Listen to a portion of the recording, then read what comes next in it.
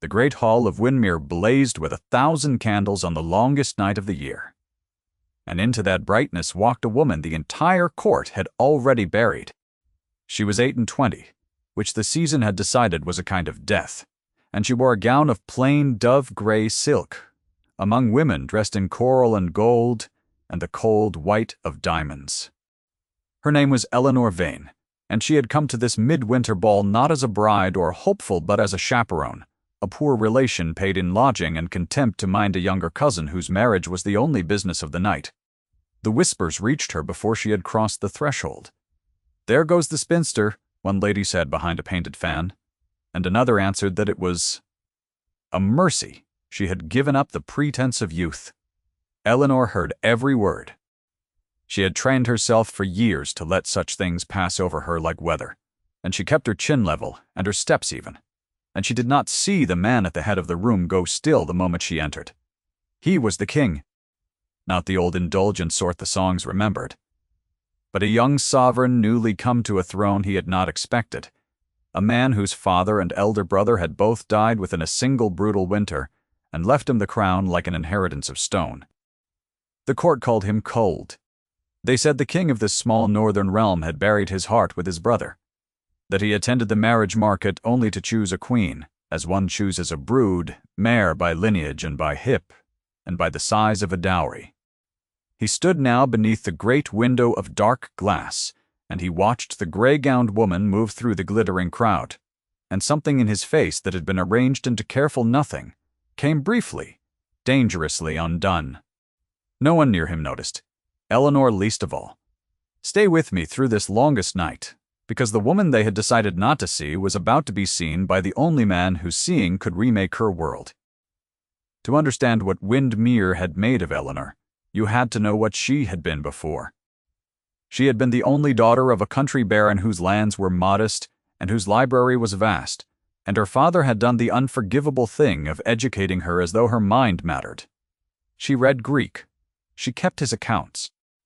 She could ride and reason and hold a difficult silence, and when fever took him in her 24th year, it took the house and the income with him, for the estate was entailed away to a distant male cousin who arrived with a valuation in his pocket before her father was cold in the churchyard. By the laws of the land, Eleanor had nothing. By the customs of the season, she had less. For a gentlewoman of 24, with no fortune and no husband, was already a woman the marriage market had quietly shelved. And 4 years had passed since then. 4 years of dependence in the household of her aunt, the Dowager Countess of Harrowby. The dowager was a handsome woman of 60, who wore her widowhood like a uniform of command, and she had taken Eleanor in for the precise reason that an unpaid gentlewoman was cheaper than a governess and harder to dismiss. She had a daughter, Cousin Sophia, 19 and pretty, and arranged like a centerpiece, and the whole machinery of the dowager's ambition turned upon getting Sophia wed before the year was out. Eleanor was the apparatus that made it possible. She mended Sophia's lace, and rehearsed Sophia's curtsies, and sat against the wall at every ball so that Sophia might dance, and she did it without complaint, because complaint cost more than silence and bought less. What the dowager did not know, because she had never once asked, was that her niece had not surrendered anything inside. Eleanor had simply learned to keep the live thing in her chest very quiet, the way one keeps a candle from a draught. The first time the king's coldness had cracked, no one saw it but Eleanor, and she misread it entirely. It happened by the terrace doors not an hour into the ball. She had stepped near them to take a breath of the freezing air that leaked through the glass, because the heat and the perfume and the laughter had begun to press on her, and she had not realized the king stood in the alcove beyond until she was nearly upon him. He was alone, which a king almost never was. He held a small object in his gloved hand, turning it slowly, and when her step disturbed him, he closed his fingers over it, and looked up, and for one unguarded instant, his eyes were not cold at all, but raw with something she had no name for. Then the mask came down. He inclined his head a fraction. She curtsied and withdrew. Certain she had intruded on a man who despised the intrusion, and she carried away with her only the heat, that had climbed her throat at his nearness, and the memory of gray eyes, the color of smoke over a winter river. He had watched her go. He had stood with the miniature pressed into his palm, the small painted portrait of a woman with dark hair and a serious mouth, and he had thought, against all the discipline of the last 2 years, that the gray-gowned stranger carried herself the way Margaret used to carry herself, as though dignity were a thing one owed the world, whether or not the world deserved it. The king did not yet know her name. He would learn it within the hour, and learning it would cost him a great deal more than he was prepared to pay. The dowager found Eleanor by the wall a few minutes later, and delivered her instructions in the low, pleasant voice she used in public, the voice calibrated to wound, while remaining entirely correct. Sophia was to dance the next 2 sets with the Earl of Camber, and Eleanor was to keep to the shadows where she belonged, and not, under any circumstance, draw the eye. "You understand," the dowager said, smiling at a passing acquaintance, "that no one comes to a ball to look at a woman of your years. A spinster among the diamonds is a smudge on the glass. Go and stand by the musicians." Eleanor went. She felt the words settle into the old familiar place, and she breathed against them, and she did not let her face change. That was the first voicing of the label, spoken low in a crowded room, and it would not be the last. What the dowager wanted most in the world, beyond Sophia's marriage, was the king's favor, and she had spent the autumn maneuvering to put Sophia in his path. It had not worked. The king had been courteous and remote, and had danced with no one, and the dowager had begun to fear that the great prize of the season would slip the net entirely. So, when a footman approached her at the edge of the ballroom and murmured that His Majesty requested the honor of presenting himself to her party, the dowager's face lit like a struck match. She seized Sophia's wrist. She arranged the girl's curls. She did not so much as glance at Eleanor, who stood half a pace behind with Sophia's discarded shawl over her arm, and so the dowager did not see what the king saw when he crossed the room and stopped before them, which was that his eyes went past the pretty arranged daughter entirely and settled on the woman holding the shawl. He bowed to the dowager with perfect correctness. He acknowledged Sophia with a glance that lasted exactly as long as courtesy required, and not 1 heartbeat longer.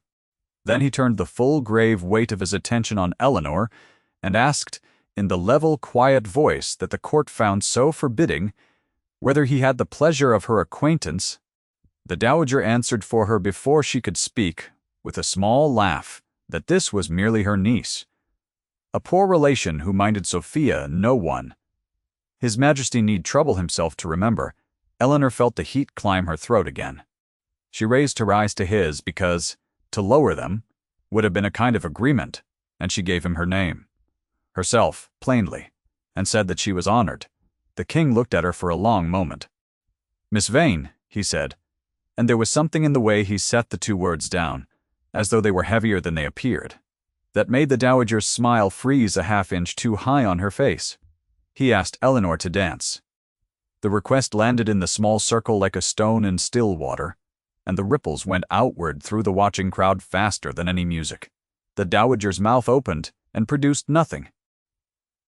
Sophia's pretty face went blank with the effort of understanding. And Eleanor, who had not danced at a ball in 4 years, who had told herself she did not mind, who had folded that particular hope away so long ago she had forgotten where she kept it, found that her hand had already risen to meet his before her mind had given it leave. That was the body knowing what the mind would not yet permit. His gloved fingers closed over hers. He led her onto the floor, and the great glittering room rearranged itself around the impossible sight of the cold young king, partnering a gray-gowned spinster while a duke's daughter in coral watched from the wall. They danced without speaking for the first measures. Eleanor was acutely aware of the precise distance between them, of the warmth that came off him in the cold hall, of the exact pressure of his hand at her waist, correct and impersonal, and yet somehow the loudest thing in the room. When he finally spoke, it was not the gallantry she had braced for. He asked her what she had been reading. She nearly stumbled. No one at Windermere had asked Eleanor a question about herself in 4 years. And she answered honestly, because she was too startled to dissemble. and she named a book of Greek histories, and his eyebrows moved a fraction, and he said that he had read the same in his brother's library and had quarreled with the translator's choices. They argued about a verb. In the middle of the most watched dance of the season, the king of the realm and the woman the court had buried fell into a quiet argument about the rendering of a single Greek verb, and Eleanor forgot, for the length of 2 reels, that she was supposed to be invisible. The dowager did not forget. She stood at the edge of the floor and watched her unpaid drudge claim the attention she had spent a fortune trying to direct at Sophia, and the pleasant public mask on her face hardened into something colder and more dangerous. When the dance ended and the king returned Eleanor to her place with a bow that was a shade too deep for a poor relation, the dowager waited only until he was out of earshot before she took her niece by the elbow and walked her toward the supper room, her grip tight enough to bruise. She did not raise her voice. She never raised her voice. She told Eleanor, in the same pleasant register she used for everything, that a man like the king amused himself with novelty the way a cat amuses itself with a wounded bird, that Eleanor had made a spectacle of herself and embarrassed the family, and that she would not be coming down to the ball again that night. She was to go up to the cold little room under the eaves and stay there. Eleanor went, because there was nothing else to do, and she lay awake in the dark and listened to the music far below, and pressed her hand flat against her own chest, as though she could quiet what was beating there. She did not stay invisible, because the king had seen her now, and a king's attention is not a thing a dowager countess can simply switch off. In the days that followed the midwinter ball, the court removed to the king's own seat at Windermere for the long festival of the season, and Eleanor went too, in the dowager's train, and there she found that the sovereign's notice followed her into corridors and gardens and the great cold library where she fled to be alone. The second time the king's coldness cracked. She was the only witness again, and again she could not read it. It happened in the library 3 days after the ball, in the grey light of a winter morning, when Eleanor had risen before the household to steal an hour among the books. She had a child with her, though no one would have expected it of her.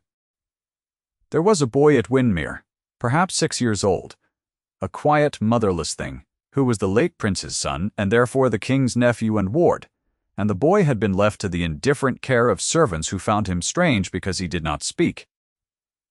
Eleanor had come upon him weeping in a corridor 2 nights before, friendless and ignored, and she had done the simple thing of sitting down on the cold floor beside him and reading aloud until the weeping stopped. Now he followed her to the library each dawn, and she read to him, and slowly, by degrees, he had begun to say words back to her. She did not know that the king had formed the habit of walking the gallery above the library at first light. She did not know he had stopped there 3 mornings running to watch a gray-gowned woman teach his silent nephew to speak, and that the sight had done something to the careful nothing in his chest that 2 years of discipline could not undo. The boy's name was Thomas, and on the 3rd morning, he laughed. It was a small, startled sound, surprised out of him by a passage. Eleanor read in a comic voice, and it rang up through the cold library to the gallery, where the king stood unseen. Eleanor heard, behind her and above, a single sharply indrawn breath. She turned. The king stood at the gallery rail with his hand gripping the carved wood as though he needed it to hold himself upright, and his face for the second time was not cold at all. He was looking at the boy. Then he was looking at her, and Eleanor understood none of it, only that she had been caught in some trespass, and she rose and gathered the child and began to apologize for disturbing His Majesty's quiet. He came down the gallery stairs. He crossed to them, he knelt, which a king does not do, until he was level with the small boy, and he said nothing at all, only looked at the child's face as though he were reading a letter he had given up hope of ever receiving. Thomas, grave again, reached out and touched the king's jaw with one small hand. The king closed his eyes. When he rose, he looked at Eleanor for a long moment and then issued what sounded entirely like a command. "You will read to him each morning," he said, his voice level, the words shaped like an order. "You will not be prevented." She heard only the coldness of it, the assumption of a sovereign disposing of a servant's hours, and she curtsied and said that she would be glad to. and she did not hear the protection folded inside the order, the way a king who could not say, "I cannot reach this child and you can," wraps that confession in a command instead. The audience to this, had there been one, would have read it correctly. Eleanor read only the order. That was how it went between them in those early days. He spoke in commands that were shelters, and she heard only the walls of them, and the distance between what he meant and what she allowed herself to believe was the whole sorrow of the thing. That same week, the dowager voiced the label a second time, and this time it was not in private. It was at the king's own table, at a great formal dinner laid for 40, the candlelight throwing gold on the silver, and the whole court arranged in its ranks. The king had committed the impropriety by the dowager's lights of having Eleanor seated rather than left to stand. When a lady down the table inquired, with the cruelty that disguises itself as interest, who the gray-gowned woman might be, the dowager answered loudly enough for half the table to hear that it was only her late brother's daughter, a spinster of 28, long past the marriageable age, kept on out of family charity, a woman no sensible man would look at twice. The words traveled the length of the table. Eleanor sat very still under them. She felt the eyes turn toward her and away the small visible verdict of the crowd, and she felt her own heartbeat climb into her throat, and she kept her hands folded in her lap and did not give them the satisfaction of a flinch. The king set down his glass. The small click of crystal on wood was the only sound, and into the silence he said, in his level voice, that he found Miss Vane's conversation worth more than the conversation of most of the women at his court, and that he would thank his guests to remember it. The dowager's smile did not move, but something behind her eyes recalculated, and the recalculation frightened her, and frightened people grow dangerous. For Eleanor, the dinner was a kind of torture she could not name, because the king's defense pleased her in a place she had walled off years ago, and pleasure in that walled-off place felt unsafe. She did not believe it.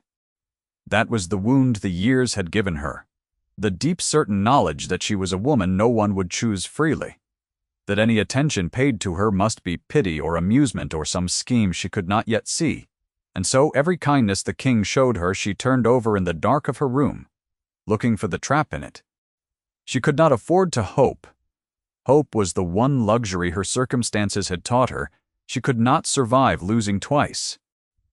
And so when the king began over the following weeks to seek her out in the library and the gardens, to ask her opinion on matters of his correspondence, to walk with her along the frozen ornamental water with the boy Thomas between them holding both their hands, Eleanor told herself each time that it meant nothing, that he was a lonely man amusing himself with the only person at court who spoke to him as a person rather than a throne, and that when the novelty wore thin, she would be returned to the wall and the shawl and the cold room under the eaves. The court told itself a different story, and the story it told was poison. A king who singled out a portionless spinster was a king who had lost his judgment, and the dowager was not the only one with an interest in correcting him.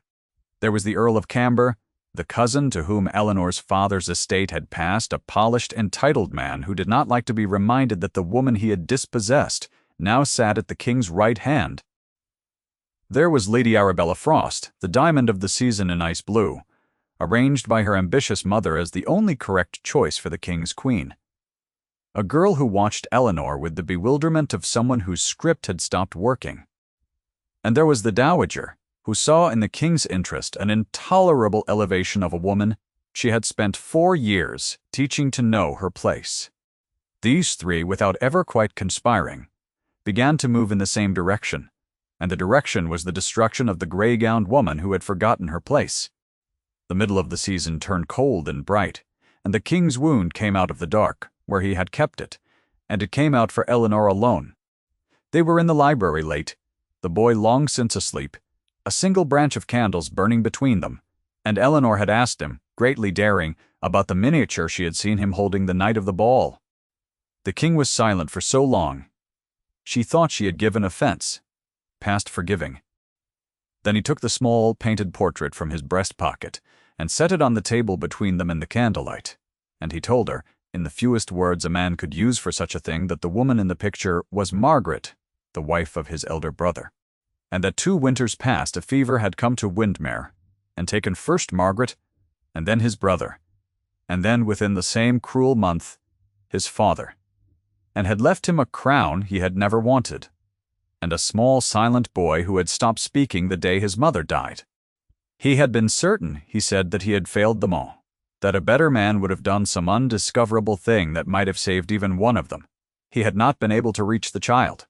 He had built the coldness the court despised because the coldness was the only thing that let him stand upright under the weight of it. He named the wound once plainly, and he did not explain it again. And he closed his hand over Margaret's portrait and returned it to the place above his heart where it had lived for 2 years. Eleanor did not reach for him. She wanted to. Instead, she told him, quietly, that grief was not the same as guilt, and that a man who had taken a motherless child into his own house and given a portionless stranger leave to teach that child to speak was not a man who had failed at love, but a man still learning it. The king looked at her across the candle as though she had said something that rearranged the furniture of his chest. Neither of them named what was in the room with them. They did not have to. If this is the moment your own heart leaned forward, you are exactly where the story means you to be. And there was more still to come. After that night, the distance between them grew thinner and more dangerous.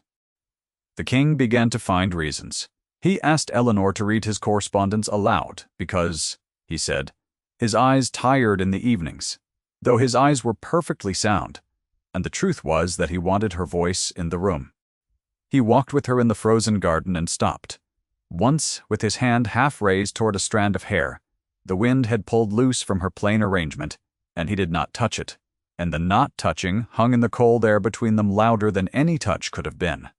Eleanor felt the pull of it in her whole body, the awareness of exactly where he stood without looking, the way her breath went shallow when he was near, the heat that climbed her throat when his sleeve brushed hers, and she fought it, with everything the years had taught her. Because to want this was to set herself up for a fall from a greater height than she had ever fallen before. One evening by the library fire, with the snow ticking against the dark glass, he said her given name for the first time. Eleanor. He said only that, and the sound of it in his low voice undid something. She had spent 4 years tightening. She looked up. He was watching her with the mask entirely gone, and what was beneath it was not pity, and not amusement, and not any scheme, but a plain hunger. He was no longer troubling to hide, and he said, his voice rough, that he had not expected to want anything again, and that he wanted her, and that he had known it since the moment she walked into his hall in a gray gown and would not lower her eyes. Eleanor's hand came up to her own throat. Her mouth said that he must not, that it was impossible, that she was nothing, and he was the king. Her body had already leaned a half-inch toward him before she caught it. He saw. He always saw. He did not press her. He stood instead and looked down at her for a long moment, and then he said, in a voice gone quiet and certain, that he would wait, and that she should sleep, and that nothing would harm her under his roof.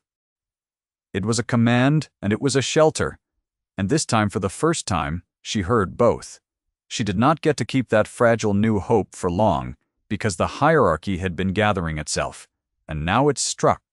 The blow was the dowager's, and it was elegant, and it was cruel.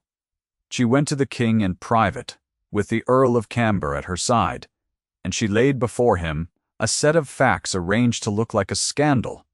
She produced Eleanor's situation in its barest and most damning form, a portionless woman of no fortune and disputed reputation, a poor relation who had wormed her way into the affections of a grieving king by means of his vulnerable ward, a fortune hunter in gray silk, who had calculated her invisibility as a lure. The Earl confirmed it all with the authority of family and law, adding that the woman had been justly dispossessed of her father's estate for reasons of debt he was prepared to make public, a lie, but a lie with the shape of truth. And then the dowager played her final card, the one she had been saving. She told the king that she had already, that very morning, contracted Eleanor's marriage to the Earl of Camber, who was willing, out of family duty, to make an honest settlement of an awkward woman, and that the betrothal would be announced at the great midwinter ball that closed the season, 3 nights hence, in the very hall where it had all begun. It was done, she said. The papers were drawn. The girl had no standing to refuse, and no friend to refuse on her behalf. His Majesty would surely see that it tidied an unfortunate situation and protected the dignity of the crown. The king said nothing for a long moment, and the dowager mistook his silence for agreement, and she and the earl withdrew, well pleased. Then the king sent for Eleanor, and the worst hour of the whole story began, because he asked her, in a voice she had never heard him use, whether it was true that she was contracted to marry the Earl of Camber. And Eleanor, who had been told nothing, who had been sold like a parcel that morning without a single word reaching her, saw only that the king's face had closed against her again into the cold. She remembered from the first night, and she believed in the deep-wounded place that had been waiting all along to be proven right, that this was the trap she had known must come, that he had heard some tale and condemned her on it, that the brief warm dream was ending exactly as she had always known it would. She did not defend herself well. She was too proud and too frightened and too certain of her own unworth. And so when he asked whether it was true, she said only that her aunt arranged her life, and that she had no say in it, and never had, which was the truth, but which sounded to a man braced for betrayal like an admission. The king turned away from her. He said, his voice gone to stone, that she should go. She went. She climbed to the cold room under the eaves for what she believed was the last time, and she did not weep, because weeping was a luxury too. And she lay in the dark and listened to her own heart, and told it fiercely, to be quiet now, to be quiet at last. That was the third voicing of the label, and it came the next morning, delivered to Eleanor as a report. Sophia brought it up to the cold room with a tray, not unkindly, for the girl was vain, but not entirely without heart. And she told Eleanor that her mother had been saying all over the house that the spinster's little adventure was finished, that a woman of 28, with nothing to her name, had been a fool to imagine a king could mean anything by her, and that the Earl of Camber would have her decently married and out of everyone's way by spring. The words came to Eleanor second-hand, in a girl's uncertain voice, and they were the same words she had heard by the wall, on the first night, and at the great table at dinner. And now they had won. Eleanor thanked Sophia for the tray. She sat by the small, cold window and looked out at the snow falling on the gardens where she had walked with the king and the boy, and she let herself understand that it was over, and she began, quietly, and with terrible discipline, to fold the live thing in her chest back down into the dark where it had lived for 4 years, and where she had been a fool ever to let it out. The king had not condemned her, though. He had spent the night not sleeping, turning the thing over, and somewhere in the cold hours, he had remembered the truth his grief had let him forget for an evening, which was that he knew this woman. He knew the set of her shoulders and the way she would not lower her eyes, and the patience with which she had taught a broken child to laugh, and he knew with a certainty that shamed him that a woman like that did not scheme. He sent for the one man who could tell him the truth, his own steward, a grizzled, careful man named Hartley, who had served the family 40 years, and who had, at the king's quiet instruction weeks before, been making discreet inquiries into the affairs of the Earl of Camber. Hartley came at dawn with a leather folder, and what was in the folder undid the dowager's whole design. The Earl was deep in debt. The estate he had taken from Eleanor was mortgaged past its worth, and his willingness to marry a portionless spinster out of family duty was nothing of the kind. It was a desperate attempt to gain control of a small, unentailed parcel that had come to Eleanor through her mother, a parcel she did not know she possessed, worth just enough to keep the Earl from ruin. The marriage was not charity. It was theft wearing the mask of charity, and the dowager, who wanted only to be rid of her niece, had been a willing instrument of it. Hartley had the deeds, he had the debts. He had a sworn statement from the solicitor. The Earl had tried and failed to bribe. The king read it all in the grey light, and his face, when he finished, was not cold at all. It was the face of a man who has been given, against all hope, a way to set one thing right. The great midwinter ball that closed the season filled the hall of Windermere with light for the second time, and the whole court assembled to watch the announcement of 2 betrothals, for the dowager had arranged matters so that Sophia would be promised to the earl's brother in the same hour Eleanor was promised to the earl himself.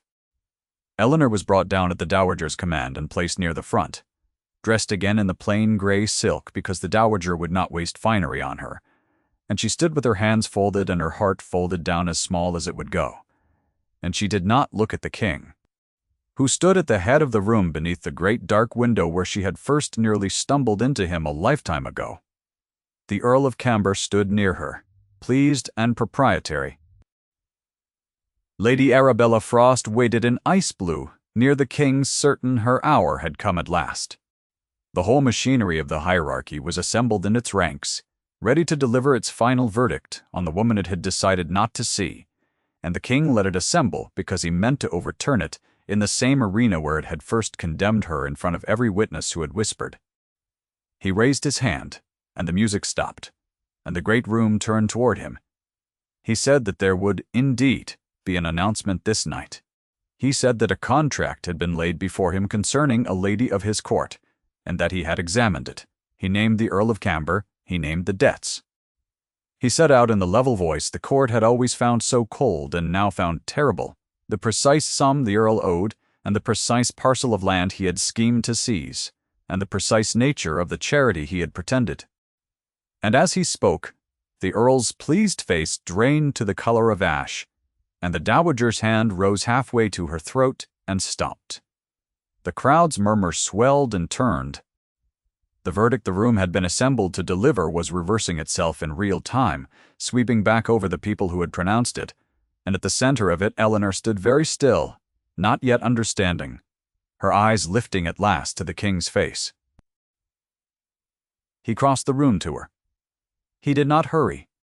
He crossed the whole bright length of it in the silence his words had built past the earl, and past the dowager, and past Lady Arabella Frost in her ice blue, and he stopped before the gray-gowned woman the court had buried, and he took her hand in front of all of them. Then he said the thing he had come to say, and it was 7 words, and it landed in the held breath of the room, like a bell. I will marry Eleanor Vane, no other. The hall did not move. For the length of a held breath, nothing in it moved at all, and then the dowager's careful face came apart, not into rage, but into the slow collapse of a woman watching the order she had served her whole life rearrange itself against her, and she sat down abruptly in a chair. A footman had not quite reached, and she did not rise. The Earl of Camber stepped back, and back again, until he was lost among people who had decided not to know him. Lady Arabella Frost looked from the king to Eleanor, and back, and on her young face something flickered. That was not quite grief, the dawning recognition of a girl who had been handed a script that was never going to work, and was only now allowed to see it. And the crowd, the same crowd that had whispered spinster and smudge on the glass, made the small sounds of a verdict turning, the indrawn breaths, the murmured names, the slow tide of a room remembering that it had been wrong and would shortly pretend it had never thought so. Through all of it, Eleanor stood with her hand in the king's hand, and felt, for the first time in 4 years, the impossible loosening of the thing she had folded so small, the live candle in her chest flaring back up into full and dangerous flame. He had not condemned her. He had seen her. He had crossed the whole length of the room that had buried her, and named her in front of every soul who had helped to bury her, and the naming could not be unmade. The steward Hartley stepped forward then, quietly, with the leather folder, and confirmed to any who needed, confirming that the contract the dowager had drawn was void for fraud, that the parcel of Eleanor's mother's land was hers free and clear, and that the king's intention had been entered with the proper authority that very afternoon. The procedure sealed what the declaration had begun. There would be no undoing it by any maneuver the dowager or the earl could devise, and they both knew it, and the knowing was its own quiet correction. The king did not gloat. He did not humiliate the broken woman in the chair beyond the displacement her own overreach had earned.